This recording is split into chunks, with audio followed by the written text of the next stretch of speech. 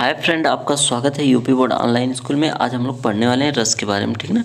मैं फालतू कंटेंट नहीं पढ़ाता हूँ, आप मेरी वीडियो में जाके देख सकते हैं प्लेलिस्ट जो हिंदी की, सिर्फ वही पढ़ाता हूँ जो एग्जाम में आएगा, ठीक ना। एकदम फैक्ट टू फैक्ट और राइट टू राइट, आपको तुरंत याद भी हो जाएगा सिर्फ यदि आप मेरी वीडियो पिछली देखे होंगे। तो प्लीज़ चैनल को सपोर्ट और लाइक सब्सक्राइब कीजिएगा। तो शुरू करते हैं वीडियो। तो रस का अर्थ है आनंद, ठीक ना। हाँ, आनंद में है तो आप रस में हैं। तो देखिए, ये सब जो चीज़ें हैं ये सब उसके लिए हैं जो प्रोफेसर बनना चाहता है। हम लोग सिर्फ वही पढ़ेंगे जो हमारे एग्ज़ाम में कंटेंट आए। तो बढ़ते हैं वीडियो में। देखिए, हाँ, इसमें से हमको पूछा जाएगा, ठीक ना। लेकिन क्या पूछा जाएगा वो भी मैं आपको बता दे रहा हूँ। मेरी जहाँ तक संभावना लग रही है, आपको देख लीजिए, इसका अस्थाई भाव पूछा जाता है एग्जाम में, ठीक ना। 1 नंबर में बहुविकल्पी में आ सकता है। तो देख लीजिए, तो श्रृंगार रस का जो अस्थाई भाव है वो रति है। हास्य रस का जो है हास्य है। करुण रस का जो है शोक है। रौद्र रस का जो है क्रोध है। भयानक रस का जो है भय है। अद्भुत रस का जो है विस्मय है। ठीक, आगे बढ़ते हैं और देखते हैं वीडियो में। तो और वात्सल्य रस का जो है स्नेह है। शांत रस का निर्वेद है। वीर रस का उत्साह है। भक्ति रस का देव विषयक रति है। विभत्स रस का जुगुस्सा है। तो आप इसको देख लीजिएगा और मैं थोड़ा सा इसको ऐसे कर दे रहा हूँ। यदि आप वीडियोस चाहें तो स्क्रीनशॉट ले सकते हैं, आराम से रिवाइज कर सकते हैं, ठीक। तो वीडियो में आगे बढ़ते हैं। देखिए, अब हास्य रस हमारे लिए इम्पॉर्टेंट है, इस सिलेबस में है, तो आप इसको प्लीज़ याद कर लीजिएगा और मेरी तरफ से जितना सपोर्ट होगा मैं आपको बता रहा हूँ। हास्य मतलब आपके दिमाग में सोचने के बाद क्या आ जाता है, जैसे हंसी, ठीक। तो यानी हंसी वाली कोई बात होगी, तो परिभाषा जैसी आपको आ रहा है तो ये तो मैं फैक्ट टू फैक्ट बताऊँगा। यदि नहीं आ रहा है तो बना कैसे लिखेंगे ये भी बताऊँगा। तो देखिए, हास्य रस, जैसे कि वीडियो आप एग्ज़ाम से 1 दिन या 2 दिन पहले देख रहे हैं तो रटेंगे तो पता चलेगा, सब चीज़ें रिवाइज नहीं होंगी। तो इसलिए कैसे लिखेंगे, देखिए, हास्य रस ऐसे हेडिंग डालेंगे, परिभाषा डालने के बाद ऐसे ही आप लिखेंगे तो आपके ज़्यादा नंबर गेन होते हैं। 95 प्लस भी आते हैं बच्चों के। तो देखिए, किसी व्यक्ति के विकृति, रंग, रूप, वेशभूषा आदि को देखकर हृदय में जो विनोद का भाव उत्पन्न होता है उसे हास्य रस कहते हैं। इसका अस्थायी भाव हास्य है, ठीक।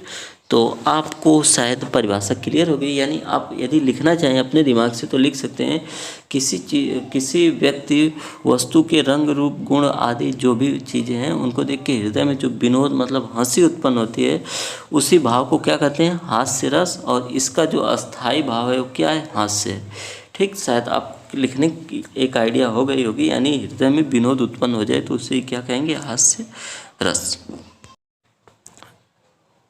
देखिए, हास्य रस का एक उदाहरण मैं आपके सामने ला रहा हूँ। नाना वाहन नाना वेशा बिहसे शिव समाज निज देखा, को मुखहीन विपुल मुख कहा, बिनुपद कोय होय बहुपद कर, ठीक। ये आपके सामने एक उदाहरण है, मैं इसका स्पष्टीकरण भी ला रहा हूँ, आप इसको याद कर लीजिए, ठीक। आपको बस यही याद भी करना है, नाना वाहन नाना वेशा वाला उदाहरण। आपको आगे मैं दिखा रहा हूँ इसका स्पष्टीकरण कैसे लिखेंगे। तो देखिए, स्पष्टीकरण लिखने के लिए आपको एक बातें याद रखनी होगी। देखिए, यहाँ पे आपको स्पष्टीकरण, पहले अस्थाई भाव, आलंबन विभाव। तो ये शिव समाज यानी शंकर भगवान का जो समाज है उसके बारे में उद्दीपन विभाव क्या है, वेशभूषा है, ठीक ना, जिसके कारण उत्पन्न हो रहा है। अनुभव क्या है, शिव जी का हंसना, ठीक, अनुभव जो है। और संचारी भाव क्या है, हर्ष है। रोमांच क्या है, चपलता है, ठीक। ये स्पष्टीकरण हो गया। आप स्क्रीनशॉट ले सकते हैं। और देखिए, हमको सिर्फ और सिर्फ अभी मैं आपको बता दे रहा हूँ, हमको 2 रस पढ़ने, एक का हास्य हो ही गया, एक करुण रस। इसी में से आपका 4 नंबर आएगा। तो आप सोचिए कितना कम टाइम में, मैं आपके ग्रामर में मुझे लग रहा है लगभग में 1 घंटे में आपका 50 नंबर क्लियर कर दूंगा। और उसी में से सटीक तो सटीक आ जाएगा मेरे। यदि आप पिछली वीडियो नहीं देखें, जाके जो छंद का है, अलंकार का है, रस का है, और फिर संधि का है, समास का है, आदि चीज़ों का जो भी वीडियो है पूरा प्लेलिस्ट आप देख लीजिए। आपका मैं गारंटी देता हूँ कि हिंदी में 95 प्लस आएगा, गारंटी के साथ, सिलेबस के साथ मैं पढ़ाया हूँ।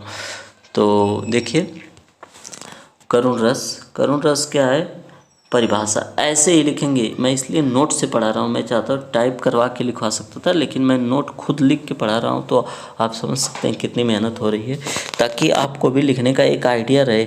बस हाँ, एक निवेदन है कि रेड पेन का आप यूज मत कीजिएगा, यहाँ पे डिफरेंट कलर का यूज कीजिएगा, ताकि जिससे आपके अच्छे मार्क आ सके।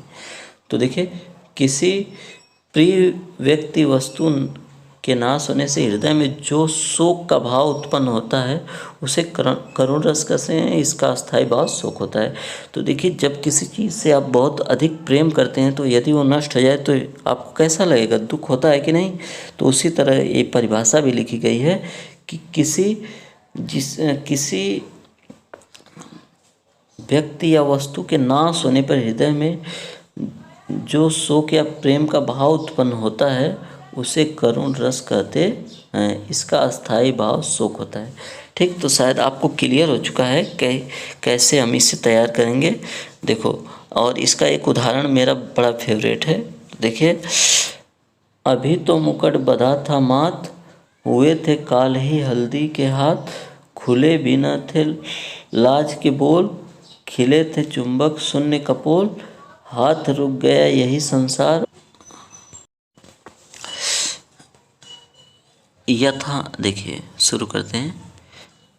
यथा पंख बिन खग अति दीना, मणि बिन फनि करिवर करहीना, असम जीवन बंधु बिन तो ही, जय जड़ता जीवाही मोही। तो आपको ये उदाहरण याद कर लेना है, दोनों में से एक।